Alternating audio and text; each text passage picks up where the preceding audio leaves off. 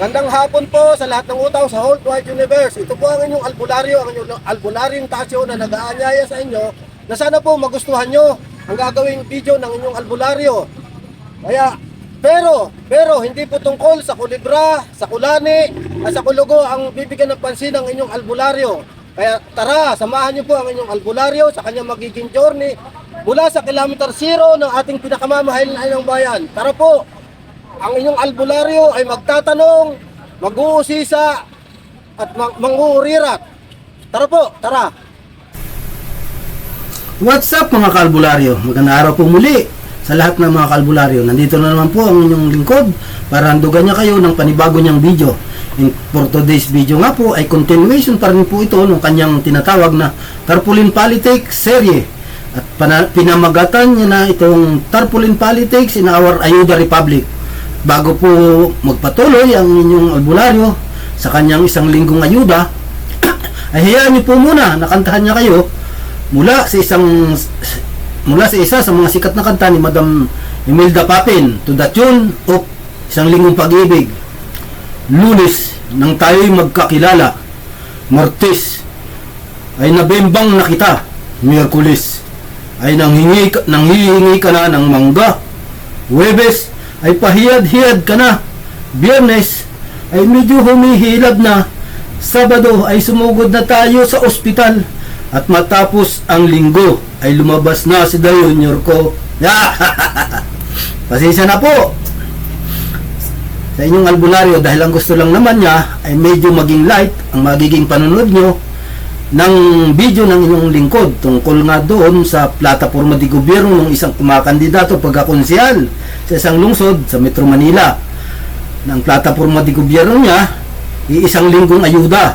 At mukhang na-influensya na nga siya ng gusto ng mga kabi-kabilang ayuda na pinapamudmod ni Tambalustay Butod Romualdez, tulad ng AKAP o ayuda sa Kapuspalad ang Kita Program na ang binibigyan po nito ay yung tinatawag nilang individuals whose income does not exceed the statutory minimum wage, o yung kumikita lang ng minimum na sahod, and who are affected by rising inflation, o naapektado po sila ng mga pagtaas ng mga presyo ng bilihin.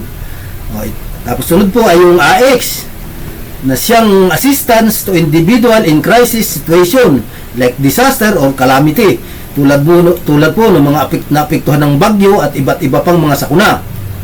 Susunod po ay yung TUPAD or tulong panghanap buhay sa ating disadvantaged or displaced workers program, tulad ng mga OFW natin sa iba't ibang lupalop ng mundo na naapektuhan ng mga kaguluhan sa ibang mga bansa na persahang pinauwi ng gobyerno sa Pilipinas. Ang siste lang po nito ay kahit hindi naman talaga mga displaced workers, basta malakas ka lang sa mga opisyal ng mga barangay ay mapapalista ka doon sa mga magpi-payout. May mga dala-dala po silang walis at kunting pawalis-walis lang, tapos maya-maya ay picture-picture na at biola, pera na sa darating na payout. Ang lubhang nakakainis po ay ganito. May napanood pong video ang inyong albularyo sa internet doon sa isang tupad activity doon sa Batangas. Ang siste po eh 3 dahon lang yung wawalisin ng mga tupad participants, pero 5 katao po yung nagwawalis ng 3 dahon, at kitang-kita po ng inyong albularyo yun sa video. And last but not the least ay yun pong my fit o medical assistance to indigent and financially incapacitated patients, o yung mga mahihirap na mga pasyente na walang kakayahan na mabayaran ng maayos yung kanilang mga hospital bills. Kaya ang nagbibigay dyan ng mga guarantee letters yung mga kongresista sa mga indigent na pasyente para dalhin sa ospital yung guarantee letter na may certain amount o laga na siyang pwedeng ibayad sa hospital bills ng pasyente na babawasin naman sa mga pork barrel fund ng mga kongresista, and presto magkakautang ka na sa mga kongresista, kaya obligado ka na iboto yung kongresista sa susunod na eleksyon. At dyan po napakagagaling ng mga politiko sa bansang ito ang ilubog sa utang na loob yung mga butante na para manatili sila sa pwesto sa matagal na panahon gamit yung perang hindi naman sa bulsila lang galing kundi sa buwis ng mga taong bayan na lubha nilang pinagpawisan at pinagpaguran. Paglilinaw lang po, hindi po tumututol ang inyong albularyo sa pagbibigay ng mga ayuda sa mga tao na kapos naman talaga sa buhay. Pero ang kinahihimutok po ng gusto ng kalooban ng inyong albularyo ay yung pamamaraan ng pagbibigay ng mga ayuda na yan na kailangan pang ilubog ng gusto ang mga butante sa napakalaking utang na loob sa mga politiko, sa mga ibinibigay na ayuda na yan. Nakala mo naman ay galing sa sariling bulsa nila ng mga politiko, yung mga perang pinapamudbud nila na yung itatambak sa mga covered court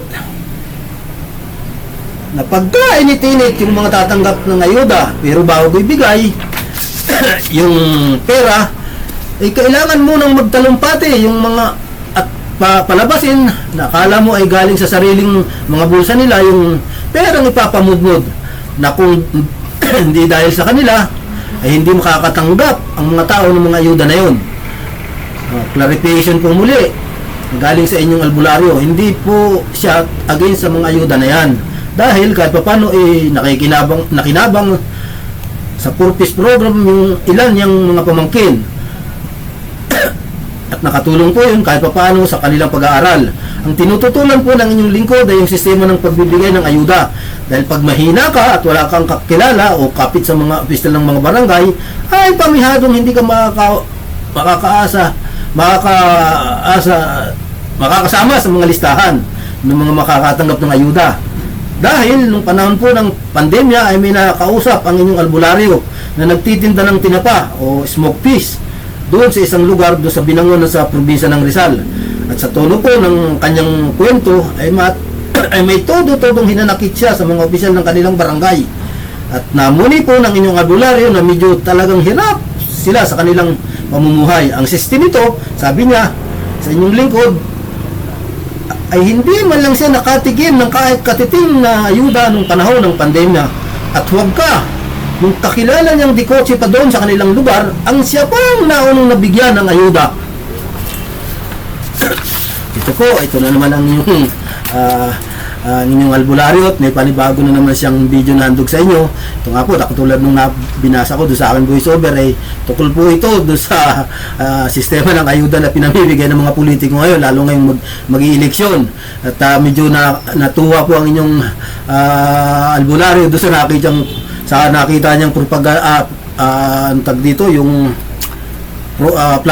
plataforma di gobyerno ng politiko na yung kinuna ko nga ng video na yung mukha kong nilagay ko dahil medyo natuwa po talaga dun sa plataforma di gobyerno na yun yung inyong albularyo.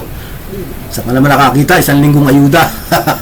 Tapos ano nga yun nga nakita nyo na siguro yung ano doon yung nakalagay na isang pre-pinakro, unlimited pinakro hindi po yun ang original nakalagay doon kundi pandesal po nakalagay doon na libre daw, unlimited pandesal sa mga pamilyang mahihirap, yun ang sabi niya ron. Kaya po talagang curious po ang inyong albularyo doon sa plataforma di gobyerno na yon, kaya ginawa niya yun ng kanyang video ginawa ng video ng inyong albularyo dahil medyo natuwa nga siya doon sa plataforma di gobyerno na yun. Dahil saka wood pa ron yun nga, ang katerbang ayudang pinapamudbud ng mga kongresista ngayon dahil mapalapit na nga ang eleksyon. Pero itinatanggi nila yun yun ay para sa susunod na halalan. Pero siyempre hindi naman po maniniwala ang karamihan ng mga Pilipino ron dahil alam naman natin kung paano dumidiskarte yung mga politiko dito sa ating bansa. Laging kinakapit yung binibigay sa politika at utang na loob. Kaya gumagawa sila ng paraan para kahit paano magkaroon ng napakalaking utang na loob yung mga butante sa Pilipinas para sa susunod na election cycle sila na naman at saka yung mga pamilya nila ang nakaano sa poder ng kapangyarihan na halos pinagpapasapasahan na lang ng kanilang pamilya.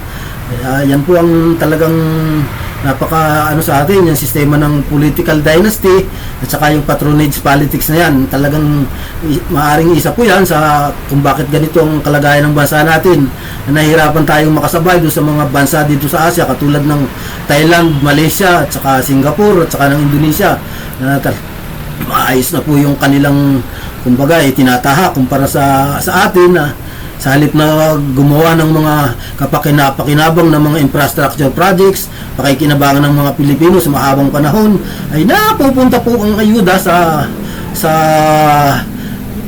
napupunta po ang pera ng taong bayan sa mga ganyang mga ayuda. O ayan po, pakikita ko sa inyo yung kinuna ko ng video kanina. O yun, babasa nyo yun, Anli Pinakro, yun po yung kalagay sa original niyan, ay pandesal. O, kaya medyo natuwa dyan ng inyong albularyo at ginawa ng video yung plataforma di gobyerno na yan nung kumakandidatong konsyal sa isang syudad sa Metro Manila. May gagawin pa po akong ibang video tungkol dyan at medyo tatalakayin niya po yung ibang mga senador, kung bakit gano'n ang mga plataforma di gobyerno nila. Kaya yun, gagawin din po ng video ng inyong albularyo yung mga ganoong plataforma di gobyerno ng mga ilang kandidato dito sa atin, lalo po yung nasa national level. At yung iba nga halos wala namang sinasabi, pa sasabihan ka lang na re-elect si Hodang senador na ganito, ganoon. Pero at least yung katulad nga ni Senator dating Senador Kiko Pangilinan at saka si Senator Bam Aquino, may klaro sila na gustong magawa pag nasa pwesto, hindi katulad ng iba na talagang hindi naman sa paghahamak po ng kanilang kakayahan, pero sa tagal na po nila dyan ay parang wala namang nag-anong na i-contribute sa legislation ng ating bansa na mapapakinabangan ng ating mga tao sa mahabang panahon, katulad nung nagawa ni Senator Angara na yung discount sa mga senior citizens sa pagbili ng gamot. Ang laking bagay po nun, at yun po sana ang hinahanap nating ibubuto sa panahon ngayon, dahil sa bagay hindi naman po sa pagano, pero sa tingin po ng inyong albularyo parang medyo bumaba na po ang kalidad ng mga kandidato natin ngayon sa national level, katulad nga ng mga nasa Senado. Hindi katulad ng mga talagang mga brilliant senators natin nung araw, katulad ni Salonga, ng mga sumulong, ng mga iba pang mga mahuhusay ng mga senador. Iba na po ngayon. Dapat talaga pinag-iisipan natin ng gusto yung tungkol sa pagboto sa mga ganyan, kasi talagang yung buhay po ng mga Pilipino ang nakataya dyan. Talagang kailangan po nating ayusin talaga ang pagpili ng ating mga iboboto. Ito na po, matatapos na po muli ang video ng inyong albularyo at maglalambing po muli ang inyong albularyo, na sana po ay magustuhan niyo itong video yung ginawa niya. Ipaki-like po at mag-comment kayo, paki-subscribe na rin sa Albularyong Tasio TV o ATTV, Albularyong Tasio TV. Sana po nagustuhan niyo itong ginawa kong video na ito. May mga ilang video pa rin po akong gagawin tungkol sa election pa rin. At kaya pinamagatan ko ng Tarpaulin Politics. Ito po, ang title po nito Tarpaulin Politics in Our Ayuda Republic. O, sana po magustuhan niyo itong video na ito. At may mga gagawin pa pong ganito ang inyong albularyo sa mga susunod pang, kasi malapit na pong mag-eleksyon. Kaya gusto niya pong makagawa pa ng ilang video tungkol katulad nito. Kaya sana po magustuhan niyo po. Maraming salamat ulit. Thank you po. Thank you.